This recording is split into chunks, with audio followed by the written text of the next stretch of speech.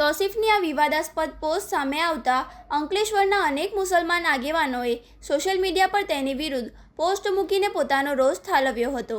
વિરોધ માત્ર social media પૂરતો સીમિત ન રહેતા અંકલેશ્વર જીઆઈડીસી ખાતે એક જાગૃત યુવક દ્વારા તૌસીફ પાંચભાયા વિરુદ્ધ પોલીસ સ્ટેશનમાં લેખિત ફરિયાદી આપી કાયદેસરની કાર્યવાહી કરવાની માંગ કરવામાં આવી છે।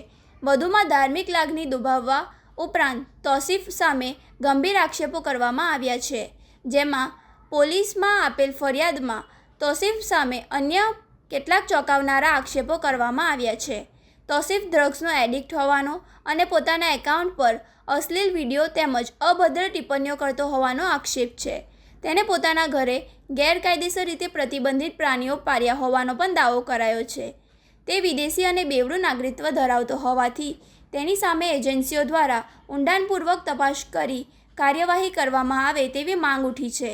સોશિયલ મીડિયા પર મુસ્લિમ સમાજનો વિરોધ અને ગુસ્સો સાતમા આસમાને પહોંચતા જ ગભરાયેલા તૌસીફ ટાઈગરે નમતું જોખ્યું છે।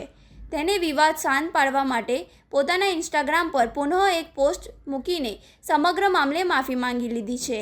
અત્રે ઉલ્લેખનીય છે કે અગાઉ પણ હેલિકોપ્ટર અને રૂપિયા ઉડાવવાના વિડીયોથી વિવાદો સર્જાયા છે। અગાઉ તે પોતાના ગામમાં હેલિકોપ્ટર લઈને આવ્યો ત્યારે ભારે ચર્ચા જાગી હતી। લોકોની બિલ્ડિંગ પર કપડાં અને ઘરવખરીનો સામાન ઉછળીને ફેંકતો વિડીયો પણ પોસ્ટ કર્યો હતો। પવિત્ર રમઝાન ઈદના સમયે બારીમાંથી નોટોનો વરસાદ કરતો વિડીયો મૂકીને તેને ભારે વિવાદ સર્જ્યો હતો।